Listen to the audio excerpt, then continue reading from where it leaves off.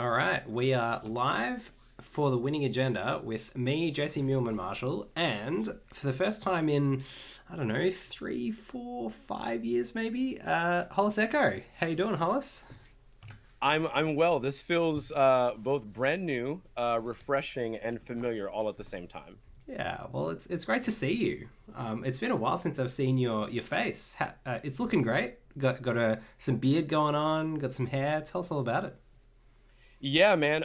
So what happened is Netrunner effectively ended, and my hair decided it would finally grow. So I decided to take advantage of it. It's insane right now, but it's okay. I've accepted it is what it is for today's stream. That's good. Uh, And but it's yeah, no, that's really it. tell our viewers where you are. So, for those of you who aren't familiar, Hollis was on the Winning Agenda podcast, which we did about Android Netrunner, a weekly podcast between I want to say 2015 and 2017. We did about 150 episodes, and Hollis was there for about 100 of them. So we used to try and find a time between us here in Melbourne, Australia, and Hollis in Huntsville, Alabama, that was a convenient time to record a weekly podcast. Yeah, that was a very interesting time in my life trying to like manage it with you guys that are in Australia. So for those of you that don't know, as Jesse said, I'm Hollis. I am from Alabama. I actually live in Alabama as that's my place of residence effectively. And the time difference between where Jesse is and where I am uh, is such that I have to wake up normally around 6 or 7 a.m. to be able to record with him and the other members of the Winning Agenda at the time when it was like 10 p.m. So they're trying to, close in or go in for the night, and I'm just getting up. So they're exhausted, and I'm groggy in the morning. So you might notice that in our speech today. So just to sort of continue in that tradition, I'm here. It's 11:22 p.m. here in Melbourne. And what time is it there for you, Hollis, in Huntsville?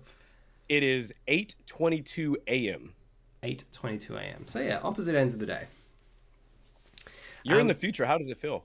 It feels good here on the 30th of July. Um, so the reason that Hollis has come back on to have a chat to us today is that obviously we spent a lot of time chatting about Netrunner, and now Netrunner as an official game is no longer around. And I don't know about you, Hollis. Have you been playing much Netrunner since Nisei's taken over? I think they're doing a great job, but have you managed to dive in at all? I'll add to what you're saying. I think I really do think they're doing a great job, but unfortunately not. I think Netrunner did something really important for me. It was my new foray into a different kind of card game. It also allowed me to do things in terms of like the TCG space or card game space. I didn't even know that I wanted to do. Podcasting is a prime example of this. And I think when the game ended, I sort of kind of accepted the end of the game myself and said, I felt like I had gotten a chance to do truly many things I never thought I would do that I enjoyed. I got to meet great people, which is the point. And I think actually it's in the theme of the very game we're going to talk about today. I got to meet you and Jess and a whole other list of amazing content creators and players that I still keep in contact with to this day. So after Netrunner, I didn't really touch many card games. Actually, I played Runeterra for a bit, and I kept telling myself I would not play another physical card game again. Wow. And here I am. And Here I am. so I think that you sent me, I can't remember exactly how we started the conversation, but I think you either said, should I get into Flesh and Blood, or how should I get into Flesh and Blood, or what should I buy, or should I... Tell me, remind me of the story exactly how the conversation started. I just remember there was a flurry of messages about which boxes you should end up buying. Yes. So to make sure I start far back enough, I on Sundays I play board games with my friend Jameson, who's in Canada, and my friend Corey, who lives in Atlanta. I think Jameson is in Toronto. And effectively, Corey was already bought in on the game, so he was already into it. He had mentioned it during one of our weekly board game nights, and so I said, "Okay, I'm not interested in playing a physical card game again. I'll give it a look." So I started watching every video that I could, and just so happens, Mr. Muleman Marshall, I found out that you were making content with Flesh and Blood. So I immediately, what do the kids say? I slid in your DMs, Yeah, you did. and I asked, I was like, hey, I'm thinking about jumping into this game. What packs do I buy? Where do I start? Is History Pack 1 the great like location to start? Mhm. And I think you said, well, number one, if you're starting, phenomenal. Number two, if you have no cards, anything you buy is a great step in that direction. And I have been off to the races in this game ever since in terms of product. I am loving it, by the way, but I think we'll dive into that Yeah. So we'll dive into kind of like what you're enjoying about the game and kind of what it was that grabbed you in those first couple of playtest sessions. But for people who are watching this video to kind of get an idea of what it's like to pick up Flesh and Blood as someone new, how did it feel? Rather than like we'll talk about what grabbed you, but how did you kind of go about it? Was it daunting? What made it easier? What was kind of a little bit more difficult, or what are some of the lessons that you learned when you were trying to sort of pick up the game?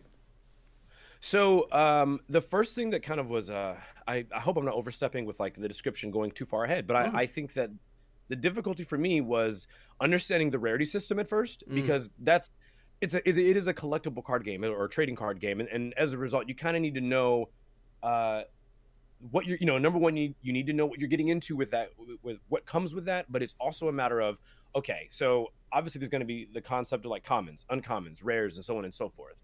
So what's the number of boxes or packs that I need to purchase that I'm not overstepping to the point where I can just simply buy singles. Yeah. A lot of games, a lot of TCGs, singles are probably the way to go most of the time. But as a new player, you're given a unique advantage in that every card you get is a card you don't have already. So you can kind of, instead of just going for singles, you can buy packs or boxes or cases, however you want to spend your money. And from that, start to build your collection so that you have available cards in the card pool to pull from. So it's not always a singleton purchase. Yeah, that's right. And I think Fab does that pretty well in terms of the rares and the commons form the bulk of the decks. And obviously there are a few majestics that you need to pick up, or legendaries if you do decide to dive into a hero. But I think the idea of, starting out on one hero and buying all the singles for that, including the commons and everything, and then being like, oh, actually, I kind of want to play this other hero, and then buying all the singles for that is perhaps not as efficient as building up, as you say, that kind of base collection of the commons and the rares, and then topping it up with legendaries and majestics when you actually want to kind of commit to a deck. And additionally to that, it's the equipment of the game. The equipment of the game is unique in that way. And because equipment in this game is effectively, assuming you've got the relevant, talent or... Yes.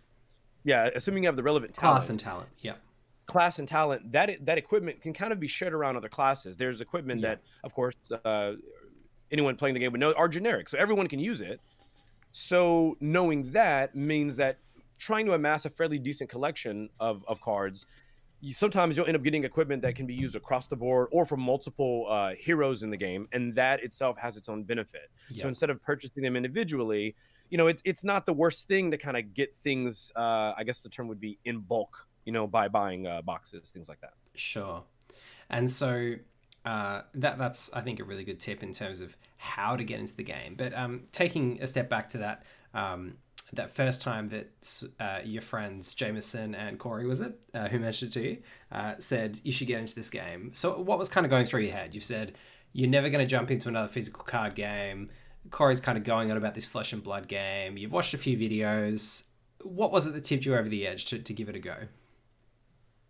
Well, okay. So the first thing I noticed is there were an immense number of former Netrunner players and people that I follow on social media. So Team Covenant is a great example, that had already jumped into the game head first. And I really wanted to, I respect a lot of the former Netrunner players, yourself and Team Covenant, a lot. I really respect what they've provided in terms of other content that I've enjoyed, I've digested. So I said, look, if they are enjoying this game, it at least deserves a look. Yeah. And as someone who enjoys card games, even though I told myself I wouldn't play another physical one, I felt as though there's no way they would even waste their time with the content creation and the support of a community if it wasn't going to be worth its weight, right? So the very first thing I did is I hopped on YouTube and I just wanted to watch the Let's Play. So I immediately went to the main Flesh and Blood video where they teach you how to play and the primary easy play patterns of the game. Yeah. After watching that, I said, okay, wait a minute. There's something unique and special here because it's hero based and it has life points, but the game works unique in that effectively your hero operates almost like a planeswalker to some degree, and your deck is basically built effectively around a planeswalker. That obviously I'm cheating here by calling them that, but But that was I the think premise. those ways that you kind of grok is a funny term, but just like interpret or understand a game as someone who's new to it is really important. Analogies are important. Similarities are important, and the depth can reveal itself later in the differences. But those things that are familiar are super important to helping you get into it, I think. Absolutely, and I tried my best to kind of look at the game in terms of former games I had played. So in this case, like Magic and like Netrunner, and how I kind of like translate to this day. When I put a card in Arsenal, by the way, I say install, and I'm like, Yeah. wait, no, no, no, that's not what I mean. But yeah, so it was honestly lost my train of thought in that break. I'm sorry. No, no, that's all right. No, it was a good story. So you've got the themes and the things that are familiar that are kind of drawing you into the game. But what was it when you watched that Learn to Play video, other than that this was kind of a hero combat game and that seemed cool coming from Netrunner? What were the things that you found familiar and that you liked to see in this game? So it was 100% the dance around the four, I guess the four corners, right? Mm-hmm. That's pretty much what they're called. And so Of the card itself. of the card, Yeah. yeah, the card itself. So the first thing that was interesting to me was that in this game, the card can have three different variations. And at first, I initially thought that kind of feels like cheating a bit in like the card pool. And I will say that was an opinion I held for maybe 24 hours. Yeah. After playing the game once, my mind was completely changed because the nuances of that, my brain exploded. I went, So oh, wait a that's minute. red, yellow, and blue pitch. You mean Correct. the three versions. Yeah. Correct. So understanding, okay, wait a minute. This card is either incredibly effective and generates basically no resources or very few resources, versus now it is generating far more resources for me to play the rest of my hand, but the effect itself is lowered. And it doesn't have to it isn't always it isn't always the case that playing a card that produces more resources but has a smaller effect is inherently worse, because sometimes cards can generate effects. I think the one I talked about before we began recording is called Icequake. So cards can do things that are largely impactful even if their immediate benefit itself isn't that great.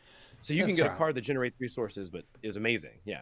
Yeah, and the way that the red, yellow, and blue pitch is arranged in terms of the impact on card effects is different for different cards. And I think, Plunder Run was a great example. Obviously, it's now banned in Classic Constructed, but the key part of Plunder Run was the draw card on hit. And the part that got scaled down when you went from red to blue in terms of power level was the buff that it gave if it was played from Arsenal. Went down from 3 to 1. But even as a blue Plunder Run, you're still getting the draw on hit trigger, which is the important part, and a small buff at +1. So having that card in your deck and the flexibility that it can be a blue when you need it meant that it was super powerful, to play blue Plunder Run as well as red in your deck. I would also like to add the other critical thing that I noticed when watching that how to play video was just understanding that the equipment cards and your weapon act as the 5th and or 6th or 7th or X whatever card in your hand. Yeah. And that was crazy interesting. Yeah. And one of the things that is sort of unique about Flesh and Blood is the concept that you start with all these things on the board. And I think it's a really brave and dangerous thing from a card game design perspective to say players get to start with all this stuff on the board and accessible to them all the time, because you take out some of the luck-based elements that evens it out between players of different skill levels. A lot of it's heads up, and it can seem to players as though it removes some of the randomness, which some people like. But what I think they've done with Flesh and Blood is create this system where you do start with all these things in play, which are, effectively permanents in other games, or, parts of your rig in Netrunner, to analogize to those other games, to Magic or to Netrunner. But you've got limited slots and everybody gets them, or a version of them, that is balanced to their particular hero. And over the course of the game, you lose them. Not your weapon, but you lose your armor, right? It gets weaker, it gets broken and beaten off you. And so at the start of the game you're at your strongest, and as the game goes on you get weaker, and that's sort of the reverse or very different to Magic or Netrunner or any of those other games that we've played. It also feels good just when you start deleting armor from the hits. So Yeah. it's like you're almost playing an RPG to some degree. So Yeah. you're like, oh, that was a great hit. There goes your gloves. Ha ha ha ha. It just feels really neat, aesthetically, right? It's very cool that way. Yeah, it's definitely got that immersive sort of feel to it sometimes when you're in the game. So what else was it that grabbed you? So you watched this Learn to Play video. You saw these aspects. Was there anything else that you saw in that video that really made you want to take the plunge? The last little piece for me was after watching that gameplay. This is after immediately finishing it. Mm-hmm. I decided to pull out my phone. I was I think it was like at work or something, and I started just going through cards. Just started going through the list, continuously, just looking at different heroes and their card pools. And it was so this really isn't the video, but it was the kickstart from the video. I then began to realize how very different, extremely different, these cards were doing things per hero. For example, in Netrunner, everyone's trying to score agendas, and everyone's trying to score agendas, and they all have different ways they accomplish this. So you know that I don't know, Anarch deck is going to often try to force the corporation to discard cards. The criminal deck is trying to do as many runs as possible, right? As many as possible, no matter what. And of course, the Shaper wants to build that rig out, right? They want to have a series of items in play that effectively get to a critical mass where now the Corp has no counterplay.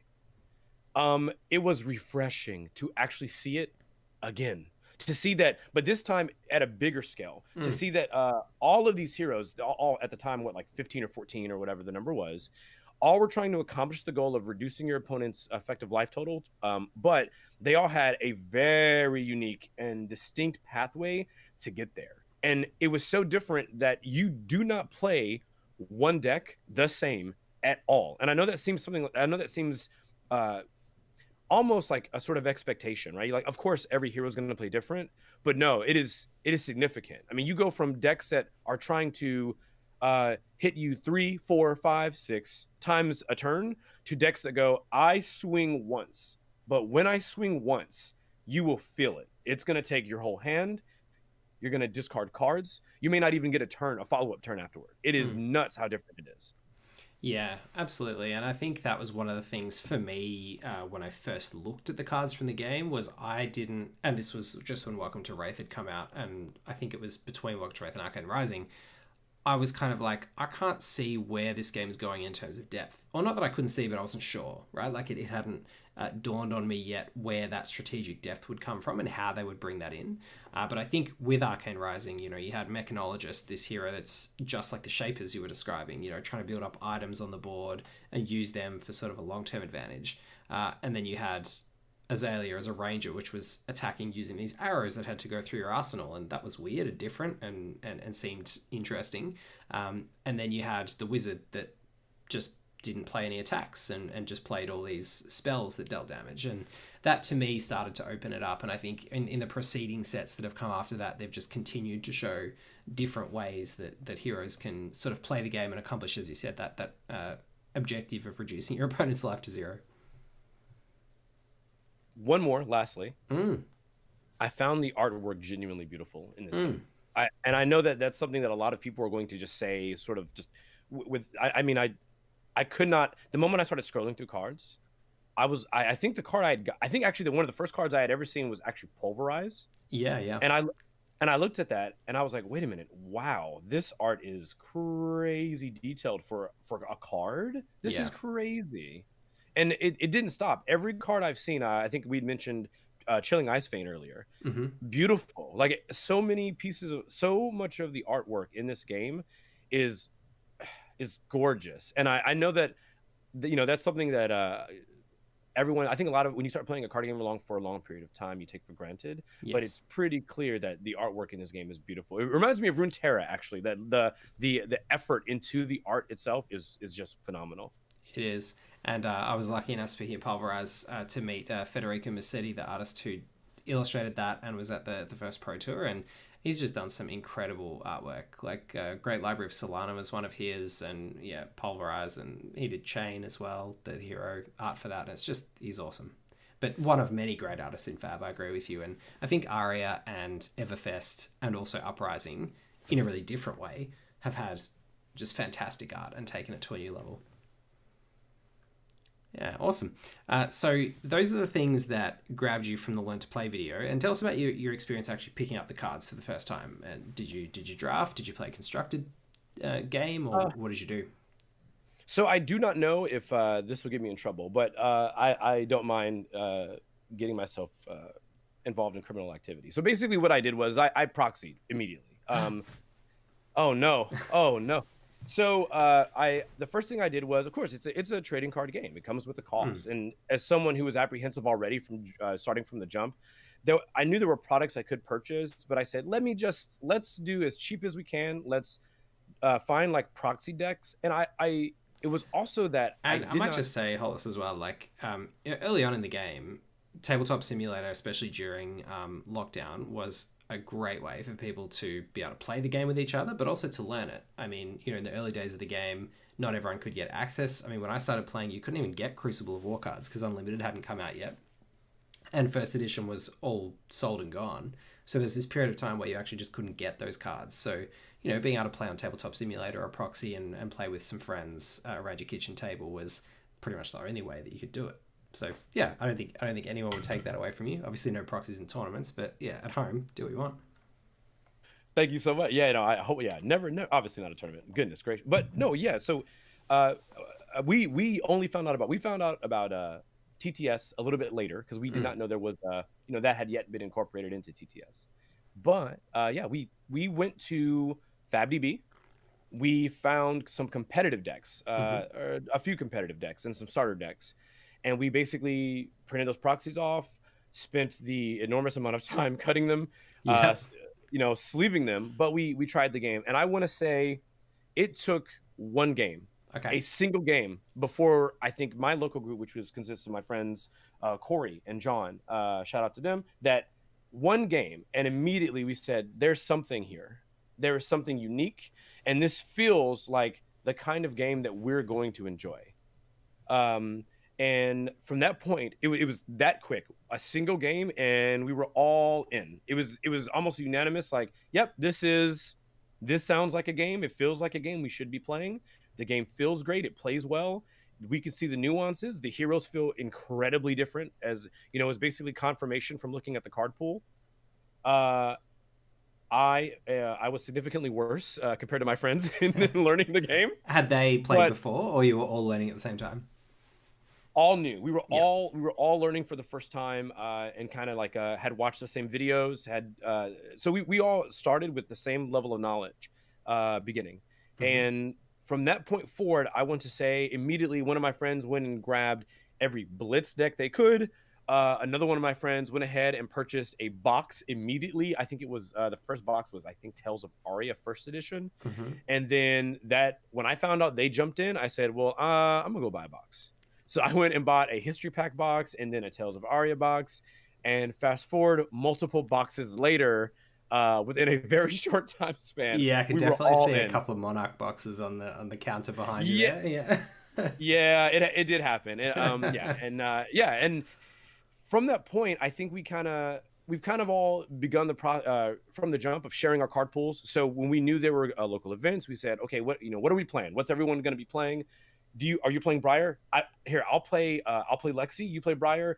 Any Briar cards I have, Channel Mon Heroics, whatever. Arcanite Skullcap, they're yours to go ahead and use them.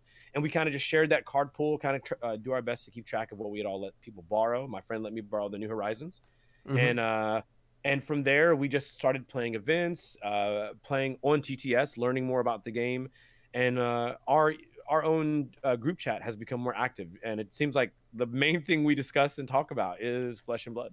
Awesome. And so you had this first constructed game. What was your deck? What did you play? Oh, man. So my first CC deck, my first classic constructed was Lexi. Spoiler alert, if you are a newer player, be careful. This may not be the deck you want to begin the game playing. But I love the way Lexi plays. I Hmm. love the way the deck feels. It is so fun to play that deck, even when I'm getting completely destroyed and crushed because I don't know anything about the matchup really. I love just the play pattern of I'm notching an arrow, I fire it. I'm notching another arrow, I fire it. You don't do anything, my arrows do more damage, and you let me hit, I notch another arrow and fire it. It just feels so cool every time I Yeah. play it. Like, That's awesome, man. And so you said you think Lexi might be a bit challenging for newer players. What do you mean by that? What are some of the things that you found a bit steep in the learning curve? so Lexi has effectively two game plans in her card pool, and the game plans, to simplify them, are basically an aggro plan where you do the most damage you can, and then on the other side of that, it is a disruption plan where you're doing things like trying to get your opponent to discard cards or ensure that the cards they play on their turn cost more resources. Different decks you play against are going to suffer more so depending on which of those playstyles that you choose, Mm, and your effective sideboard needs to modify depending on that matchup. sure. Fur- Further in that, the form in which you choose to disrupt your opponent modifies based on matchup. So that means that Lexi, like a lot of other decks, however, is such that you need to know a lot about how your opponent's trying to play Mm, to be able to sideboard in the correct cards that'll give you like the biggest advantage versus that player. And having the wrong cards in your deck, for example, leaning more towards the aggro, as much damage as I can game plan, and less towards disruption, could mean that decks that are also aggro are faster than you. You're not going to be able to race them. yeah. So you need to focus more on that disruption. Decks that are a bit more organized and try to create a plan to take you out, those are usually the decks, or that can spread your damage and how you want to do it. Those are the decks where you want to usually add a bit more of the disruption game plan, I think, Sure. or more of the aggro plan. So you just want to, before their whole engine they're building comes online, you want to DPS them down as Yes. fast as you can. Yes. Yeah. And And so that was hard. yeah, and that is, I think, one of the steepest things about the Fab learning curve is you learn to play your own deck, whatever it is, and you're kind of like, yeah, this makes sense. I'm pretty in control of my card pool and what my game plan is. But so much of Fab, because of the way the turn cycles operate and the choices that you make in terms of blocking, is about understanding what your opponent's trying to do and therefore electing and evaluating your blocking choices based on how much your next turn, if you keep those cards in your hand, is going to be able to disrupt their game plan or outvalue them, versus if you block with those cards, is that going to be more disruptive to them, or is that going to allow you to stay alive longer so that you can get to a better hand? And those kind of fundamental things about Fab, evaluating blocking choices in a vacuum in terms of numbers, that can come quite quickly.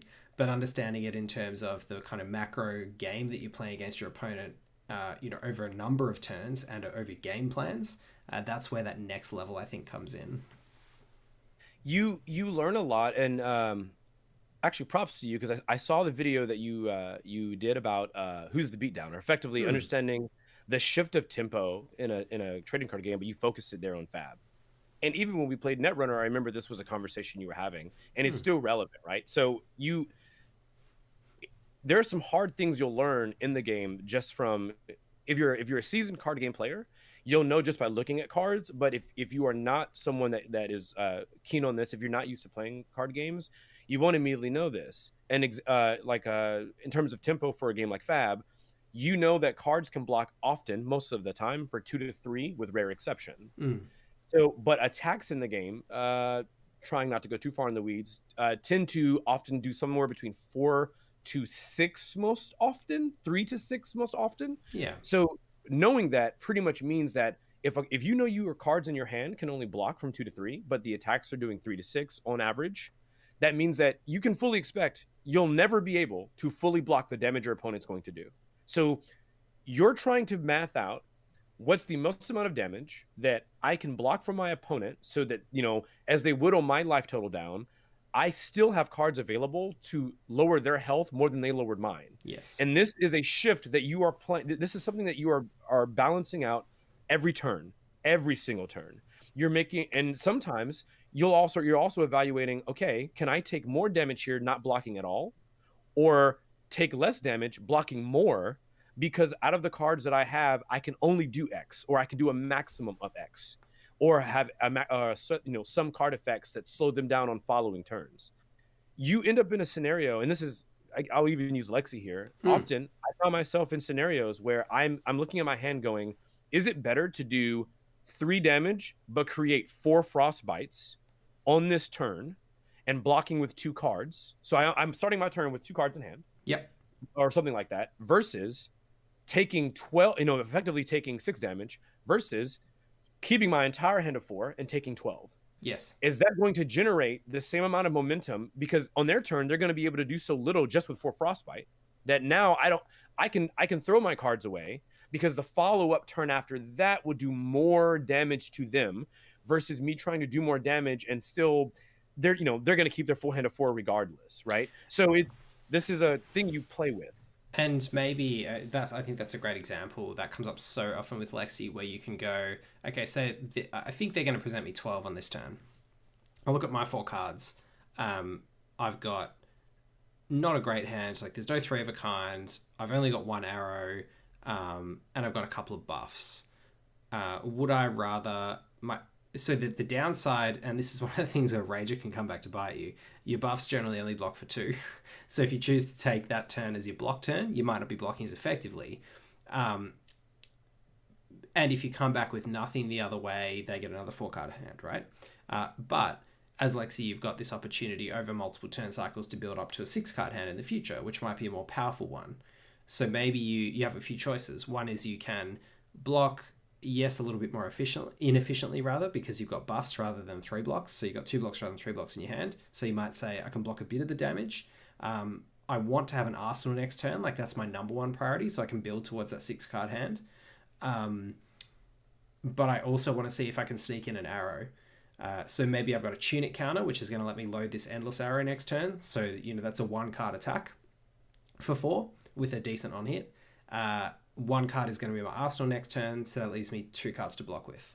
That could be your plan. And that sort of thinking and that sort of planning ahead comes up, I think, so often in a deck like Lexi. Yeah, as you play the game more, see, just even talking about that I love it, right? Because that's the realm in which I love to swim in card games. So I'm a Sherlock fan, huge fan of like mystery in general mystery novels. And shout out to Anthony Horowitz. And the thing for me is I enjoy the process of putting the puzzle together. I am by no means a quick study on this kind of thing.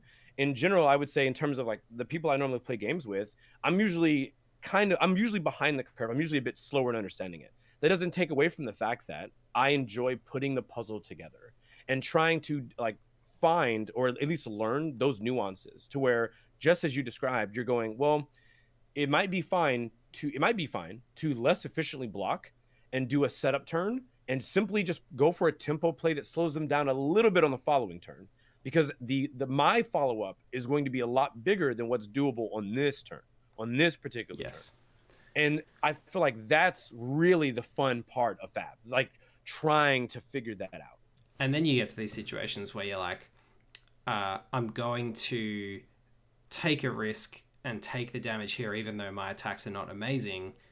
And then maybe you hit them in a way that's unexpectedly effective, and then you disrupt them more than you expect. Or conversely, you do say, I'm going to make these inefficient blocks now to preserve my life total. And then the next turn you draw that great hand, and you're able to just turn the tables from there because you've kept your life total a bit higher. So you can spend a bit more life, so to speak, to keep that 4-card hand together.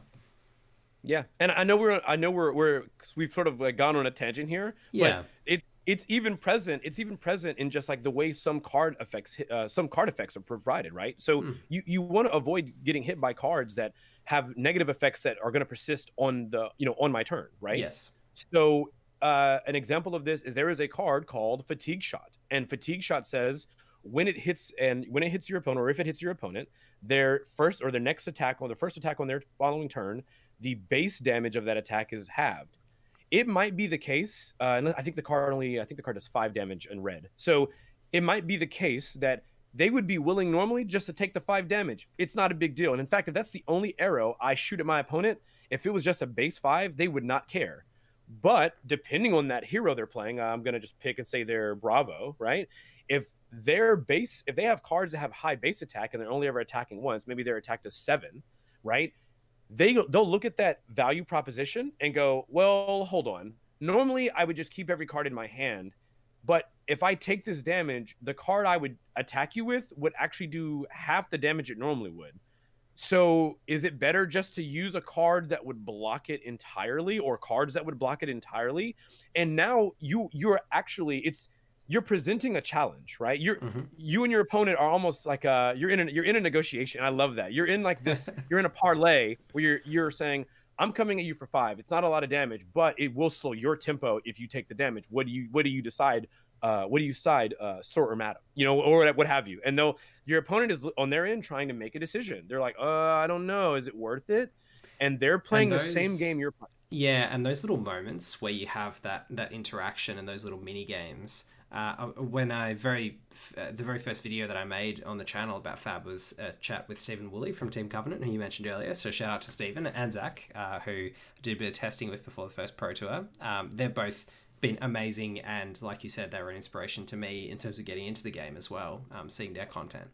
But in that chat with Stephen, we were sort of talking about analogies with Netrunner, and obviously this. I think it was immediately obvious to me getting into the game, and it's just what you've described as well. Those moments where you're presenting an attack can feel very much like making a run, and your opponent your attack's heads up, like the information's there, and your opponent is sort of like the corp in that situation. They've got their hidden information, which is the cards in hand to block with, which is very much like their ice on the corp's ice on the board, and they've got to make their decision about how many resources they're willing to commit to stopping this particular run or this particular action.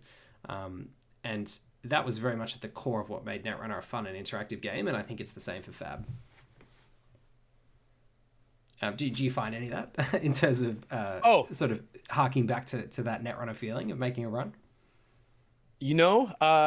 I have said this. I think I've said this, and I watched that video. I did watch that video. Cool. You and Steven. I watched, and by the way, it was so good to listen to the two of you talk. But I enjoy the my two Netrunner nerd friends, like going back and forth and comparing the game. Yeah. I will say that space is so similar in my opinion, because there are times when in Netrunner you would make a run and you know that you never want ice to trigger, because in general it's always bad for you, but sometimes you have to look at your credit pool, you look at the cards in your hand, and you're trying to make the determination, is giving my opponent this tag, as an example, taking a tag, how bad is it really? Like compared to what I would play to avoid it, how bad is it just to take the tag here and just proceed with my game plan as normal? And having that knowledge up front, it does put you in this weird, it is a very unique mind space that you get to play with your opponent, because you start to now begin this decision tree that keeps going. If I let them hit with this fatigue shot, are they going to hit me with the endless arrow? Like, so it's like if I let this hit and I don't block it, well, now it hurts. But if they hit me with the endless arrow, oh man, I have to block. Well, if now I have to block, is it better just to block right now? Yeah. And that is such, what a like knowing that, it feels so good. You're like, well, hold on, is this turn done? Because I can't let endless arrow hit twice, because that's so much tempo they gain. They gain effectively 2 cards in hand. That's crazy. And I think you can get a lot of those moments in different matchups as well, where you commit. You have this moment where you're like, do I commit my hand to blocking? No, I'm going to commit to taking it and hope they don't have much to follow up with. And then they just hit you with like the insane follow up, and you're like, oh no. So like a good example I think is War-Tune Herald, or some Herald into Fractal Replication, right? Like, so they come in with the Herald and you're like, they've got no resources floating. They've only got 1 card in hand. How bad can it be? I'll just take this Herald, and then they've got the Fractal Replication. I mean, that actually doesn't work because the Herald will go into the soul. It's got to be some other attack. But anyway, something that's going to stay on the chain if you take it, and then they can follow it up. It can really hurt, and then you get put into this position where you're like, okay, they had the nuts follow up. Do I take it again? or do I now block? But blocking now feels so bad because I could have kind of stopped things earlier, but instead, yeah. So it's an interesting one. Sorry about the War Chin Herald example. That was a bad example because it goes to the soul. But yeah, there are definitely times that things like that can happen. You even feel it when, for example, what I like about the game is in Classic Constructed, the health you have, the life points you have are just enough to where, let's say you get into that precarious situation you described where you've got you had a bad beat. You thought that, oh, well, they probably just hit me with this and that'll be that. But no, they have the worst case scenario. They have the right setup. It's not the end of the game necessarily. No. Because now your game plan shifts to being by the margins.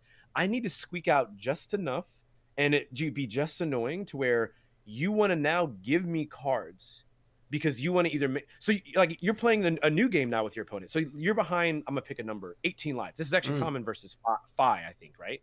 You're behind a lot of life early in the game because they can't do it now, but they've popped stubby hammers. So they're hitting you when it's all said and done. They've hit you for, I don't know, really 30 damage, but you've blocked as much of it as you can. So you're sitting there and you see such a difference in life total. You're like, this is going to be hopeless. But then you start thinking, well, hold on. If I have disruption, it's not hopeless yet.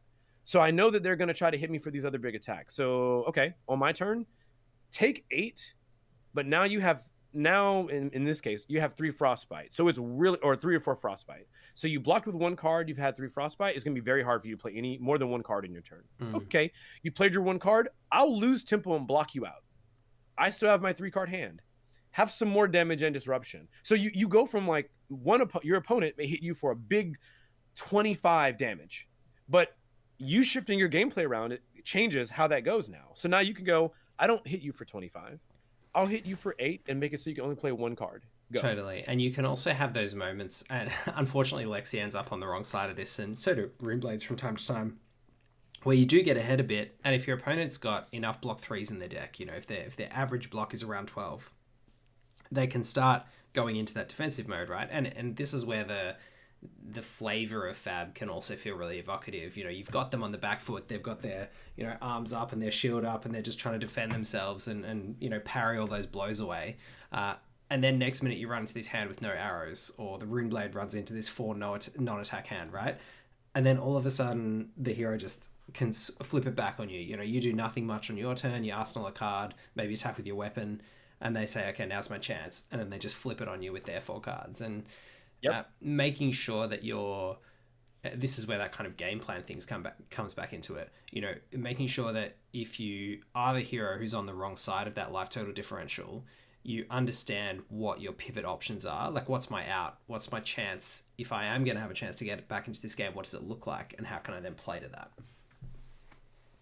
Have you had the famous no arrow Lexi hands? Has that come back to bite you? It feels bad, but they've added some tools to help mitigate it. The biggest one being Arctic incarceration. That's the single biggest tool to kind of fix really terrible hands of Lexi. Because at the least you can play into turns that are, Lexi ability flip, take a frostbite, and then I have really nothing else but I guess take another 3 frostbite. Yeah. And 4 frostbites, effectively that's 2 cards. If you really look at it, that's you're deleting 2 cards in their hand, and that effectively is about that's kind of what you would want anyways. You kind of want to try to reduce 2 cards from their hand regardless. Yeah. So, but yeah, you have bad turns as Lexi like that, where it's all buffs and or all buffs and disruption, no arrows, and you're like, I'm Legolas. I'm reaching for. Oh, I'm actually out this time. That's embarrassing. But you again. I think and this speaks to the game and how it's like designed, right? So often I feel as though you need to be aware of these. I'm not, granted, the most competitive players are going to pull out their hypergeometric distribution calculators, and they're gonna go like, okay, hold on, I need this many blues for the appropriate pit. They'll math it out, which you should do if you're competitive, right? But I think you also would put cards in your deck that are going to make it so that, okay, what's the worst hand I could have? So on my worst turns, what are my outs? Like, what do I play in this case? In case of X, break glass, right? And I think that's I think that's where the deck building puzzle starts to go to the higher levels, because you've got those choices you can make to play more blues, to play things like Arctic incarceration, to mitigate those off turns, things that work even when you don't have arrows. But then for some other heroes, or even for Lexi, you might decide, well, actually, I want the way the metagame is at the moment. I actually just want more power, so I'm going to actually play a little bit lower on the blues and play a little bit higher on the reds, or a little bit higher on the block threes, or a little bit higher on play some defense reactions. Who knows? Just to try and mitigate what's going on in the metagame and what I think the other heroes' game plans are really, and what they're trying to do. That's very what you just said is incredibly profound, because we just had this conversation through a chat in Messenger where you made something very clear about, like, in terms of the percentage of what the card's effectiveness is on the card text versus the percentage in resources you're gaining or losing, and how it's not really a 1-for-1 in the way that I was initially looking at it in this very linear way. In terms of going from red to yellow to blue.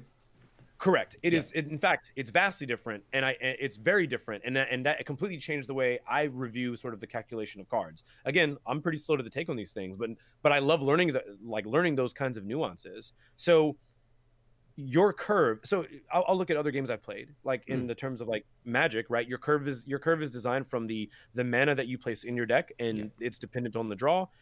You have games like Runeterra and Hearthstone where you automatically are going to gain the mana as the game goes on, and then you get to a critical mass where you don't gain any more. This game is unique in that the cards that you already put in the deck create the resources that are effectively the mana. So your curve is 100% designed from the rest of the cards that you include, that is as a combination of your attacks and non-attack actions, instants, so on and so forth. So I guess to clarify, the difference there is in terms of like Magic, often your mana is doing exactly what it does. It creates mana. But but every card you play in Flesh and Blood, and whether it's an attack or non-attack or some other form of a card type, generates resources to varying degrees, and you get the active choice between choosing behind effectiveness of a card and the resources that it can generate, which changes your curve so much, even to the point where in your sideboard, how you swap cards in and out affects your curve across each turn, or your average per turn, which means that which you should be adjusting based on the deck you're going against. If you're going against aggro, you can probably be a bit, I guess the concept is lower to the ground, where you are trying to hit them as many times as possible, so you don't need as many resources. So you can take out blues and yellows for reds more often. And that, again, mind blowing. Like, understanding that as the concept, or as the underlying math behind the game adds an incredible amount of nuance. All of these things, by the way, everything we just described in the detail that we described them, are what I love the most out of card games. And at the end of the day is what actually drew me to Flesh and Blood. Yeah, the artwork is beautiful, and the game, every hero feels different, and that's awesome. But getting into the weeds of it and understanding like those nuances of play and learning them are so incredibly fun. That's what I love the most out of card games. Yeah, and there's a certain cadence to the way things change as well in Flesh and Blood that's really good. You got the Living Legend system. You've got a format that both allows you to play heroes that have been around from the beginning. It doesn't just rotate them based on time, but rotates them based on power level effectively. So it says the best heroes are going to have a bit of a shorter time in the format because they have their time in the sun and then they move on. But other heroes, if you're theory crafting Leviah and committed to Leviah for the last year and a half, Leviah's not going anywhere anytime soon because you haven't had your time in the sun yet in a tournament setting. So you can keep on doing that, and you're not just going to suddenly get cut off at the knees without ever really having the chance to see that all your plans come to fruition, and that's kind of cool. One thing I want to touch on sort of before we finish up is the sideboarding aspect of things. You've mentioned it a few times so far today, and it's something that Netrunner never quite managed to get its head around. And we saw a lot of the silver bullet design that we talked about heaps on the podcast back in the day as being something that was a little bit detrimental to the game. You had things like Film Critic that were mandatory a lot of the time in some metagames. You had all these silver bullet cards that dealt with and mitigated the power level of other cards. But particularly as the runner, I think, if you had to be including all of these silver bullet cards in your deck to deal with what the corp might be trying to do without a sideboard, you suddenly felt like you were being pulled in 5 different directions at once. And they kind of had a couple of choices. They could either keep printing silver bullets or they could just ban out some of the game plans, the corp game plans, which is kind of the route they went, which was a bit unfortunate. Whereas I think with Fab, you've got this natural predator, if you like, for some of those fringe game plans, which is just cards in your sideboard. And you've got this natural balancing mechanic through the sideboard. How have you found it in your experience? So I was never any kind of like Magic Pro, but I will say that one of my favorite things to do when I would watch Magic on YouTube, like Magic Pro Tours, years ago on YouTube, is I enjoyed when they would give the breakdown and the discussion of the decks. They would go into the sideboards, and it was very obvious that certain sideboard choices were made specific to deck archetypes that inherently the deck probably wasn't great against, right? The problem I've always had with Silver Bullet design, of course, is exactly what you said. It effectively forces a deck building restriction, and outside the deck that it does well against, it does nothing, and that always feels bad. Like, you have Plascrete in your deck, you have Plascrete Carapace, your opponent doesn't play any kind of kill plan. Okay, well, that's just, that card is actually blank. Yeah, it's just blank, right? Literally blank. Yep. Yeah, and that feels bad because when you're drawing your cards in your hand, that makes it difficult to justify the inclusion, right? But in terms of Flesh and Blood, moving back to that, yeah, the sideboarding is amazing because there are cards that don't operate necessarily as silver bullets. They are clearly tempo generating cards that are definitely going to slow down. I was at my friend Corey's house just last evening after our D&D game. We were discussing like cards as he was opening some Everfest packs, just because it's always fun to crack that. Oh yeah.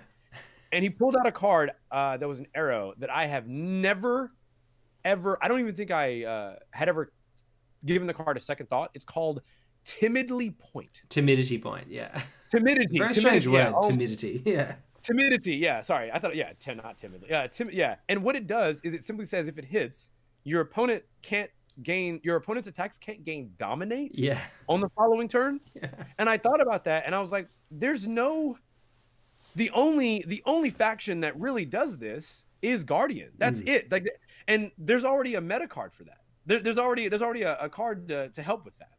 I don't think I would ever justify the inclusion of this card unless the only thing people were ever playing was Bravo Showstopper, right? Yeah. And even then, I think there's a better choice. Yeah. But those cards exist because you're going to have scenarios, maybe in the future, there's going to be a hero that can utilize Dominate heavily or always gains Dominate or something like that. Yeah, I mean, we had a Starvo meta, the Bravo star of the show recently, where Dominate was massive. Even then, Timidity Point didn't quite make it. Fatigue Shot was probably a better way to deal with it, the card you mentioned earlier. But yeah, like you say, it's there as an option, right? Yeah. Yeah, and I think it's really neat to, instead of having a card that is like, nope, when I play this in my deck, this aspect of your hero or your plan does nothing. It's so much nicer, I think, in this game to say, well, I probably won't ever main deck Fatigue Shot because there might be, again, the average damage is 4 to 6, but there are going to be matchups where that number is higher. It could be 5 to 8, and because that's the average, Fatigue Shot does a lot more in terms of like the tempo I'm causing my opponent to lose. In that same regard, if I know that I can create a scenario where I can cause you to have to spend more resources. Well, if you're playing a faction that only ever does one attack a turn, and that's all you do, hurting your resources doesn't do as much as you might think. It might be the case that you're going to have ample resources floating to use your one big attack. So in that case, I'll remove those cards, add in a different kind of card that's a bit more effective. Yeah.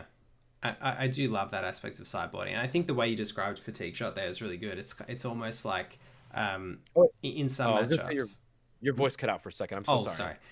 It's almost like in some matchups, it draws you a card or two next turn, right? Like if your opponent's about to play an 11 power attack and you cut that to 6, if you need to block that out because it's a Crippling Crush or because it's an Oakenold or whatever else, all of a sudden the cost to do that has reduced significantly from blocking 11 damage to blocking 6. So that might be either an on-hit ability that you avoid, and or some extra cards you get to keep in your hand for the following turn. So if you had an arrow that said, if this hits, draw 2, that would be amazing. But sometimes, and in some situations, you can make your Fatigue Shot effectively do that for you, which is pretty cool. And it's amazing, I think, to... And sometimes Chilling Ice Vein does that. And sometimes Blizzard Bolt does that. But you need to know when. Yeah. And oh god, my heart is a flutter because I really do love it. Like it is so many games in Flesh and Blood. I feel like when the game is over and you look at like you and your opponent's life totals, you look at that and you go, wait a minute, we're both at 1. I'm sure you've had this. Yeah. You and your opponent are both at 1, or you're both at 3 and 4, or whatever, very close. And you know, if you really want to get better, and I feel this way about every card game I've ever played. If you really want to get better, one of the best things you can do, carefully critically think after the game about about how you played, and don't be upset. Don't go on tilt, but look at how you played and consider: was there a turn, for example, your opponent survived with 3 health? Was there a turn in this where you could have done something else or forced a reaction that your opponent did not want to make? So that 3 health is a card block. Yes. Was there a point in the game where you said, I would rather arsenal and not try to attack for damage? And if you were to look at that, did that arsenal pay off? So when your turn came back around, did that arsenal actually do anything, or were you stuck with maybe a card in your hand that wasn't useful? Well, if that was the case, there was likely available tempo left on the board. Yeah, probably, right? And it's important to think about that. If you had pushed that 3 more damage, you had made that 1 more attack, or in the terms of your opponent in that scenario, if you had not blocked with 1 more card because you thought that you could do a better attack with a 4-card hand versus a 3-card hand, or so on and so forth, the whole game changes. The entire outcome of that game would have been different. It might have affected how you would have later blocked with your equipment. It might have affected how you would have actually gained. I'll use my Lexi as an example. Maybe by blocking that 1 extra card, I would have never been able to use Icequake, and because I wouldn't have been able to, sorry, we're in the weeds here. Maybe if I had blocked with that 1 extra card, I would have blocked 3 with that attack, but I would have done less damage from the previous attack with Icequake on, which means I would have also generated 1 less Frostbite. And that 1 Frostbite was the difference between you pitching and getting 1 resource from your blue versus you pitching and losing 3 resources, which when you start from the micro to the macro changes the whole game. And these are the kinds of hard decisions I love looking at when the game is done. And those decision tree questions about like what impact every decision you make has, when you describe it in that way, I think it just shows how complex and how deep and rich the game can be. And how for all of us, you know, when we're playing through turn cycle after turn cycle, matchup after matchup, we develop our heuristics for evaluation. And saying, you know, here I think an arsenal is more important, or here I think a block is more important, or here I think coming in with this attack is more important and is going to deliver me the tempo and the advantage. But really taking a step back, as you say, afterwards to the best of your ability. I mean, if the game's recorded, even better. And critically analysing all those decisions. And obviously you can't watch the decision tree unfold in a different way beyond a certain point, but you can reconstruct things a little bit, and you can imagine, well, if I'd done that one thing differently here, on the very next turn I can see what impacts that would have had, and that's pretty cool. And awesome. Go on. I was going to say, if anything, I think being a newer player, it also encourages you to kind of, you had mentioned earlier the concept of saying, I'm going to take a risk here. I'm going to either take all the damage, or I will use my entire hand, not saving anything, just to see like what the outcome is. Knowing your matchups and knowing what your opponent is capable of doing is very rewarding as a result of that, right? Because knowing how they can block, knowing how they can attack, and therefore, you know, justifying you jamming a lot of games, allows you the ability to say, okay, on average, I think that we'll use Fi here. I know Fi normally only blocks for 2 and 3. Actually, quite often can only block for 2 with each card. So that creates some interesting breakpoints. That means if you're doing 4 damage, which is already a 2-card breakpoint, is very awkward for them. But it goes a step further. It means that doing 5 damage, it creates the unique breakpoint that you would normally not think about. Yes. Everyone knows 4 is common, but versus the matchup of 5, where they have a lot of cards to do 2.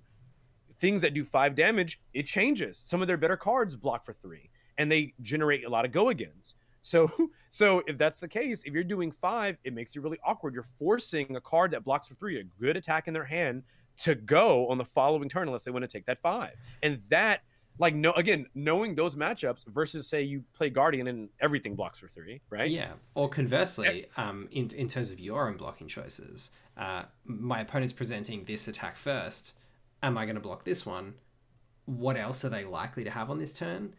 Is it going to be something else that's going to have an on-hit ability? Because I've got 1 card I want to block with this turn because I want to have these other 3 to attack with.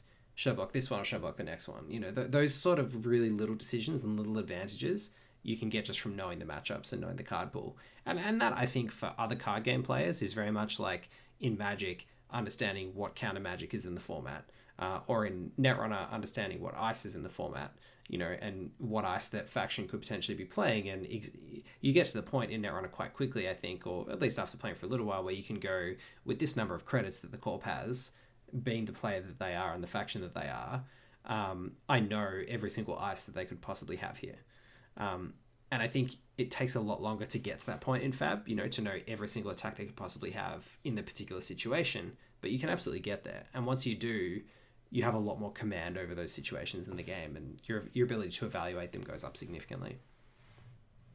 Can I add one more? I'm sorry, this is not related to anything we talked about, but this is, oh my goodness, sorry, I love talking. Okay, so starting the game, I've been looking for some available outlet to say this, but this is interesting to me.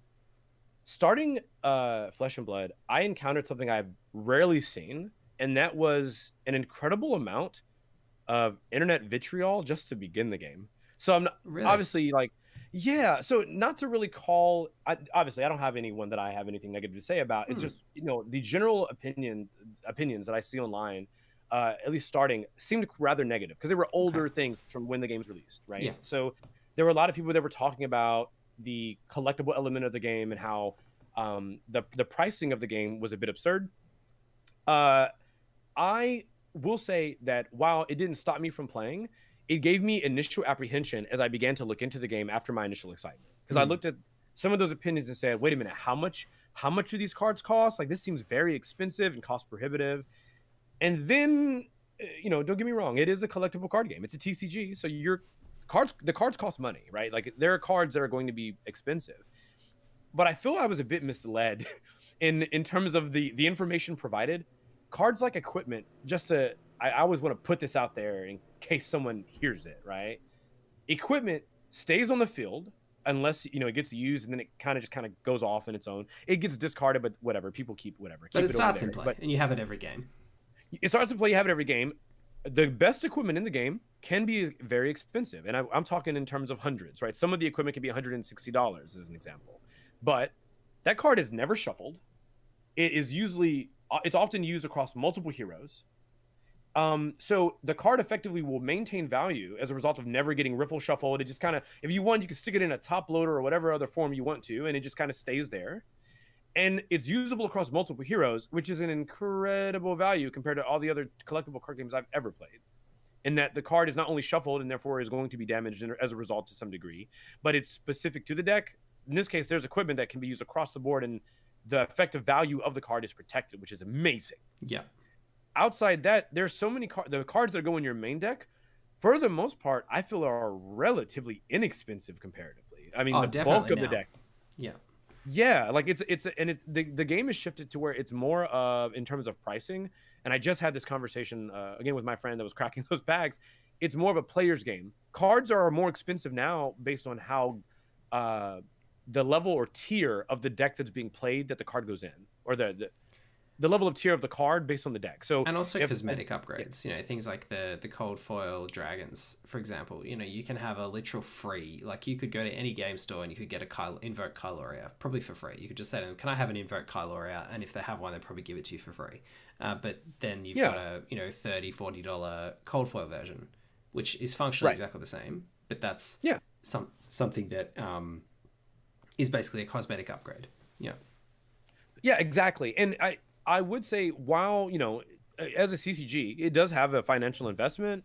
I'm not the person to talk to about that kind of stuff, but for card games, that's Rudy, right? But there are people that will look at a card game and the collectible aspect is like really the bigger appeal to them, and that's great. But I would say that in terms of like playability, if this is a game you're on the fence about, I would argue that it actually might be, I think, is relatively affordable. It is going to cost money, but I think that at least at your kitchen table, you can do what I did. You can hop on TTS, you can proxy some things.